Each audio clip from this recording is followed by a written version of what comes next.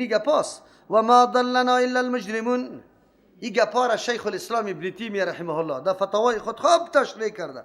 ما را گمراه نکرده مگر مجرما. فما لنا من شافعین. امروز نیست کسی سفارش کننده. این مردما ما را میگفت که امروز در ترجمه فلانی رفتی، ما تو را در دل خود نمیگیرم. برو رانده کدم تا مردود شدی، در دلت نمیگیرم. او میگه نیست برای ما کسی سفارش کننده. ولا صدیق حمیم، نکدام دوستی مهربان و غم شریک. فلو ان لنا کرتن، اگر می بود برای ما بازگشت در دنیا، فنکونا که می شدیم من المؤمنین، از مؤمنای واقعی. این فی ذلک الآیه، در این حالتا و در از حسرتای مردم ها که ذکر کرد، لایتن درس عبرت است که ما باید خود بفهمانیم، تابعداری مجرمین نکنیم، در کتاب الله بشیریم، حقیقت دین خود آگاه شویم، گپی هر کس قبول نکنیم بی سند و بی دلیل، تابعداری و پیروی آبا و اجداد خود کورکورانه نکنیم، بلکه به کتاب الله باید بشینیم، شاگردی کنیم، بشنویم که الله چی بیان بر ما میکنه. و ما کان اکثرهم مؤمنین، لیکن اکثر مردم ها ایمان نمیاره. اینمی قدر گپا گفته میشه، تمامی حالات سابقه و فعلی را بیان میکنی، بازم نمیگه ای گپای وهابیاست. هست خلاص. و این ربک، یقینا پروردگار تو له العزیز و زبردست ذات است. این مردم های مجرم دستی سزا جزام داده میتونه. الرحیم و رحم کننده است، موقع میده، موقع توبه را مگرم شده میتونه کسی یک کمی به هوش بیا. کذبت قوم نوح المرسلین، نسبت دروغ کرده بود قوم نوح علیه السلام به کلی پیغمبر خو موجود نبود. چطور نسبت دروغ کرد؟ برنامه اصولی کلی انبیاء علیهم السلام، چون که از یک مکتب سرچشمه میگیره، یک برنامه یک پیغمبر رد کردن، برنامه کلی انبیاء علیهم السلام رد کردن است. اس قال لهم اخوهم، در آن وقتی که گفت برادرشان تفوق طلبی نمیکنه که من کلان هستم، کلان ترشی نمیکنه. در آن وقتی که گفت برادرشان نوح علیه السلام، انبیاء علیهم السلام که آمده از مردم تقاضا نکرده برای ما بخیزی، الا مکی خیستم شما بخیزی، مکی داخل شدم شما بخیزی، برای ما همینطور انحنا بکنه، سر خم کنه، سجده بکنه. نه نه نه نه، انبیاء علیهم السلام فقط افراد عادی، یک برادر.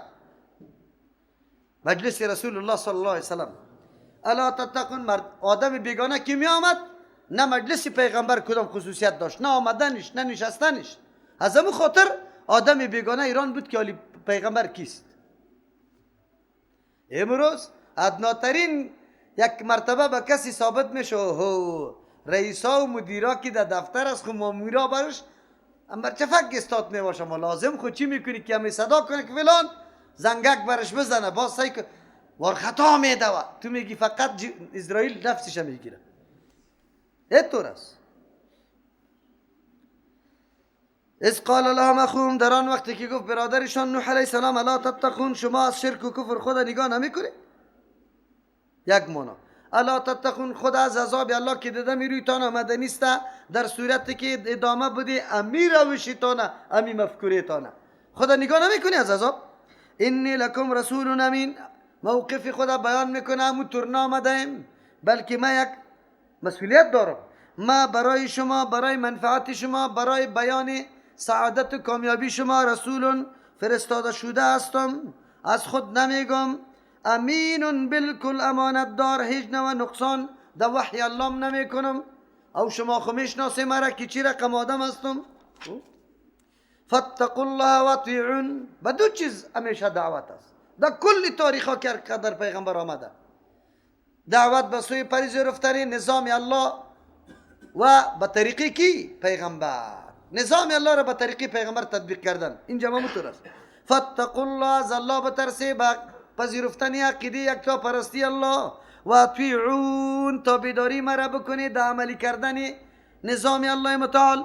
این اتباع سنت میگه. یکی توحید، دیگه تابعداری چی؟ سنت. و ما اسألکم علیه، خلوص نیت خدا بیان میکنه که او مردم ملکی نمیخوایم، پول پیسه از شما نمیخوایم، با این خاطر شما را دعوت نمیدم، فکرتان باشه. و ما اسألکم علیه من اجر، ما سوال نمیکنم، درخواست نمیکنم علیه بالای تبلیغ تقریر خود من اجر، هیچ نوع پاداش، هیچ نوع مال از شما نمیخوایم. این اجری الا علی رب العالمین، نیست اجری ما مگر بالای پروردگار مخلوقات. الله اجری ما را ضایع نمیکنه در صورتی که هدف است که شما در راه حق به توحید الله را بپذیرید. درس عظیم برای دعوتگراست. مدح مردم خوش نشوی که مردم شما را مدح بکنه. در صدد ازی نباشه هیچگاه، فقط در صدد ازی باشه که پیش الله خود ما به خاطر ازو خدمت کرده باشیم، خدمت دین توحیده.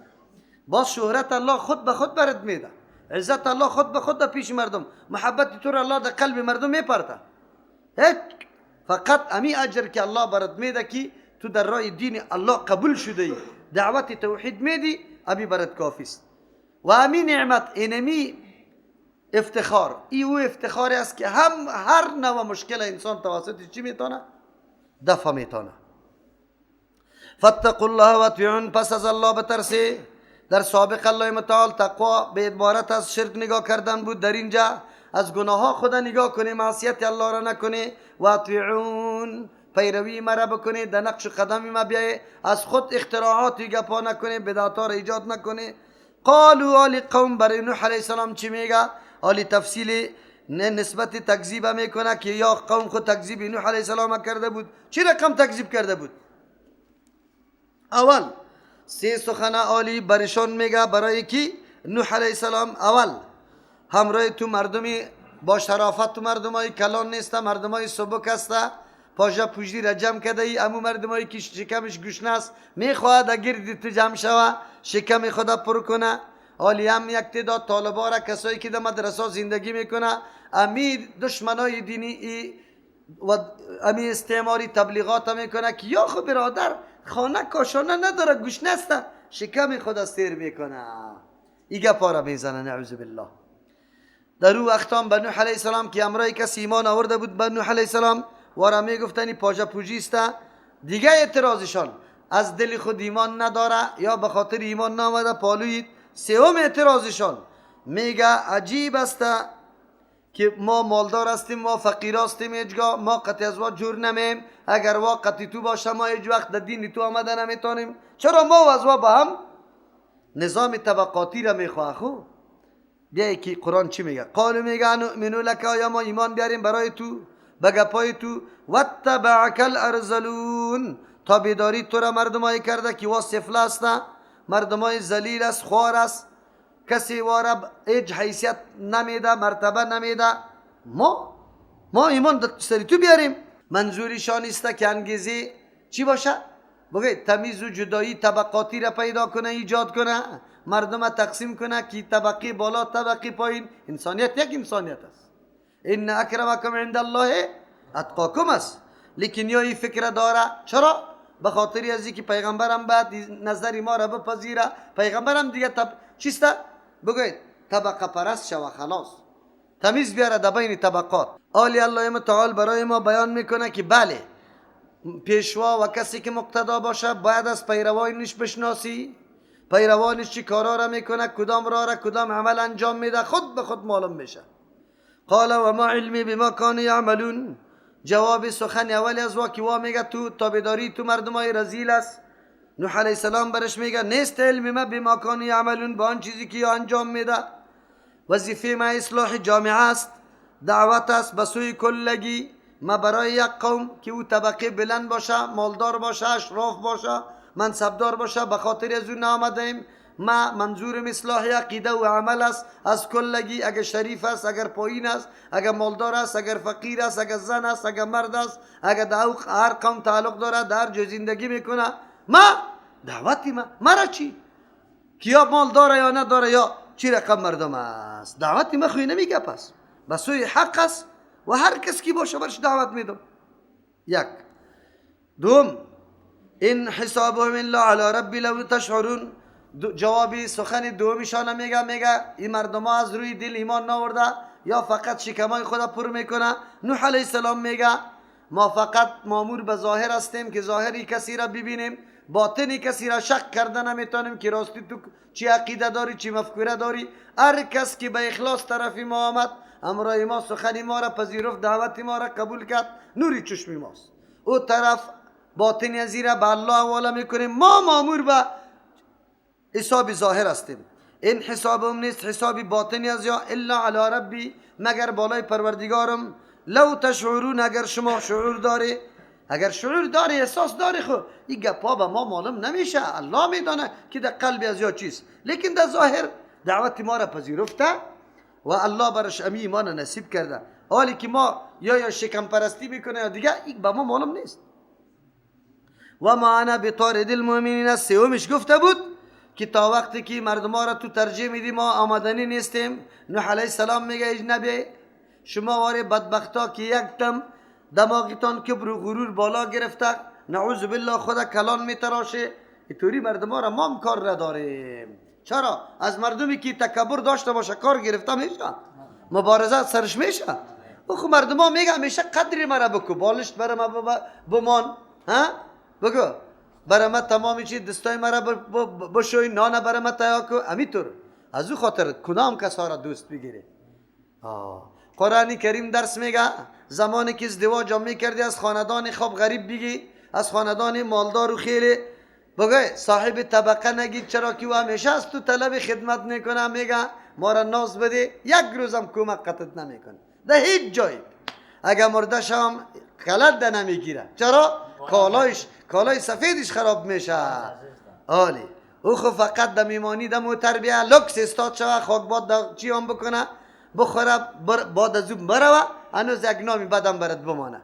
مردمی غریب قطعش زندگی کو که در هر موقع در خدمت حاضر، قطع غم و خوشحالی شریک است. قرآن براتان میگه رهبرم باید همینطور مردم ها را اختیار بکنه، مردم های مالدار، مردم های عیش پرست، مردم هایی که نعوذ بالله شهوت پرست است، سطور مردم ها را بر دنبال خود امرای خود نگیره، مردم های بگیره که متواضع است، مردم های بگی که در موقعی که صدا کنی و بگویه که بله حاضر هستم، نگویه که نه. و ما انا بطارد المؤمنین، من استم ای کدنی یعنی راندنی مؤمن را، یا خو مؤمن است اظهار ایمان پیش ما کرده، پیش ما مؤمن است، باطنش به الله متعال معلوم است، و چون که اظهار ایمان کرده بس کفایت میکنه، به هیچ وجه یار ما چی نمیکنم.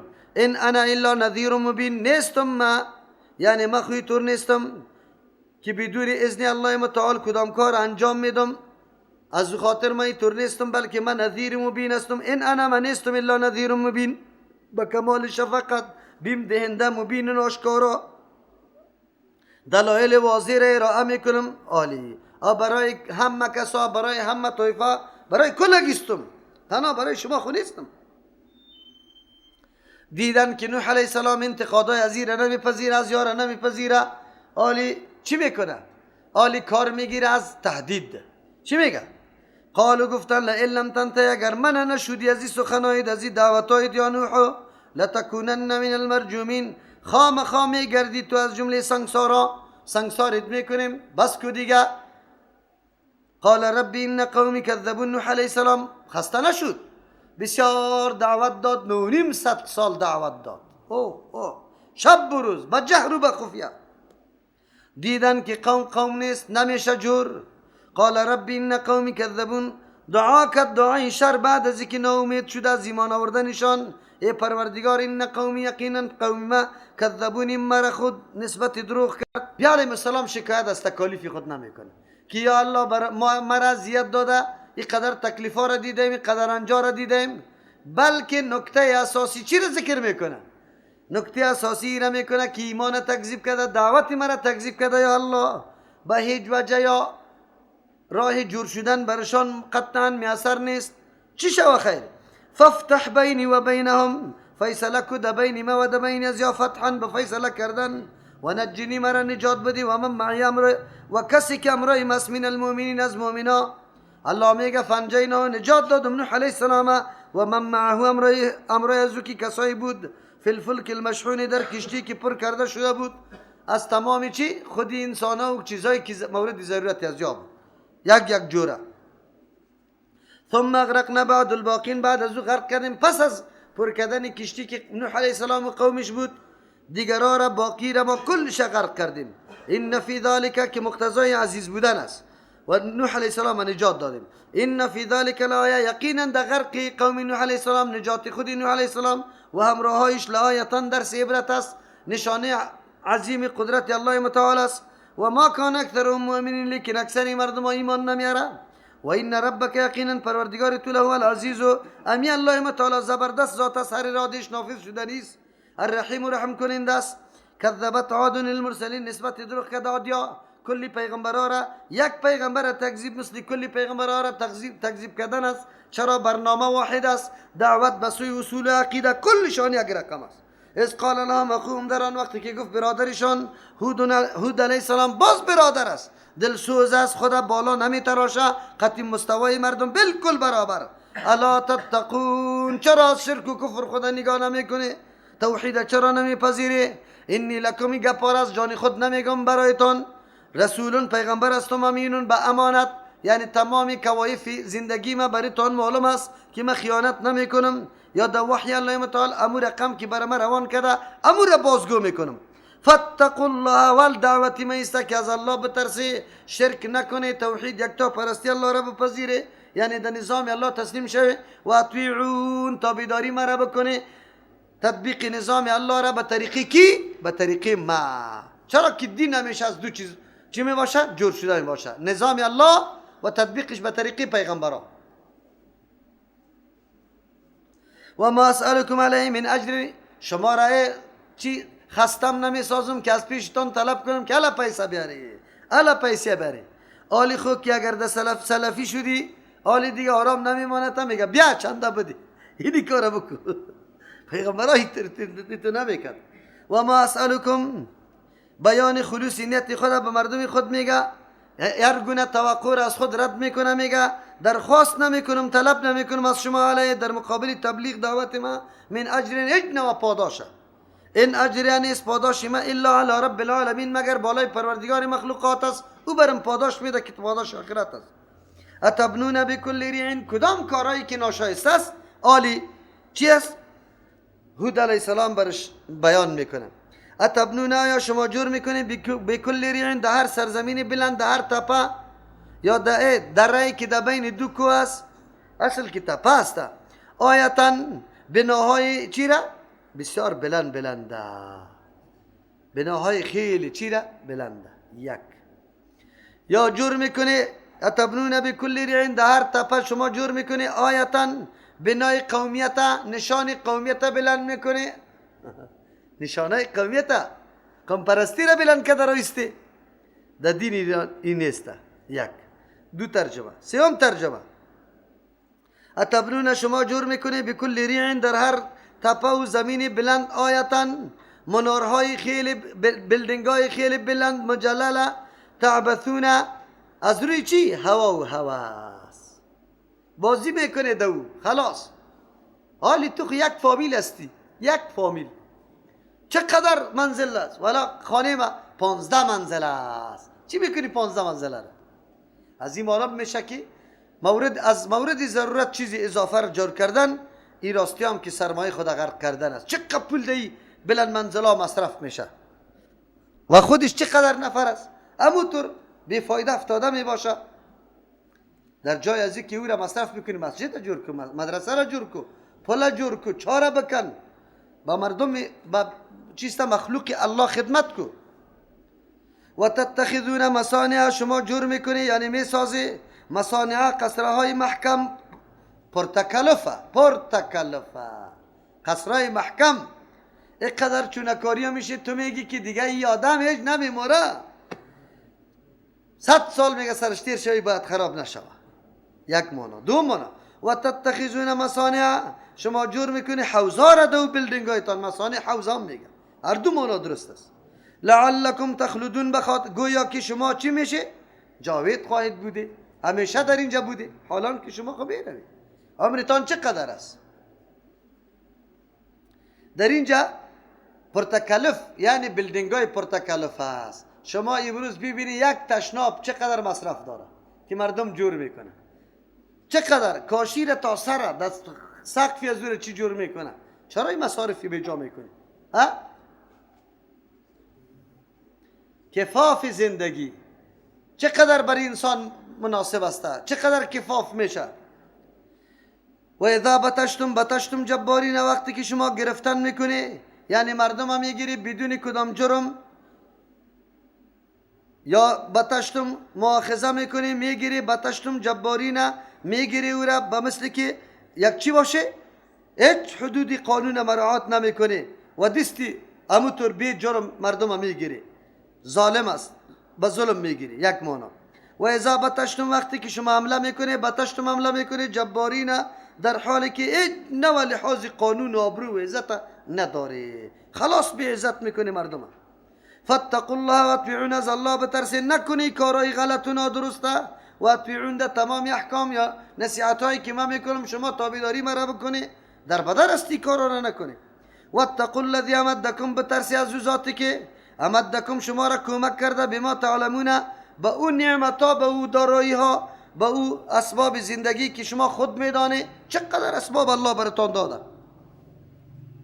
امدکم شما را کمک کرده، امداد کرده، بانعام، به چارپایا و بنین، به اولادا، مال اولادتان خیلی فراوان، و جنات و عیون، باغها و چشمه ها. اینی اخاف علیکم، من میترسم بالایتان. از چی چیز میترسم؟ عذاب یوم عظیم، از عذاب روزی بزرگ. چرا؟